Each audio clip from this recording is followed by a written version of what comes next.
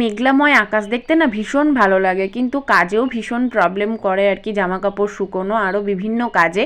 তো এদিকে আমাদের গাছে কি সুন্দর একটা গোলাপ হয়েছে, আর বেশ অনেকগুলো গোলাপই হয়েছিল। আর এদিকে তোমাদের দাদাভাই যাওয়ার আগে হচ্ছে গাছগুলোকে লাগিয়ে দিয়েছিল। প্রায় দিন জিজ্ঞেস করে যে গাছগুলোর কি স্টিক হয়েছে, তো তখন হয়েছিল না, তো আজকে উঠে দেখছি যে না, অনেকগুলোই স্টিক হয়েছে। আর এদিকে কিছু রজনীগন্ধা হয়েও ছিল, তো সেগুলো আমি কিছু কিছু কেটে নিয়ে গিয়ে না ঘরে রেখে দিয়েছিলাম জলের বোতলের মধ্যে ভরে।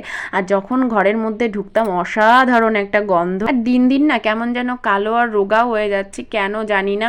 তবে হ্যাঁ, আমার কিন্তু ইদানিং অতিরিক্ত চিন্তা হয়, যে কোনো বিষয় নিয়েই না ভীষণ চিন্তা হয়।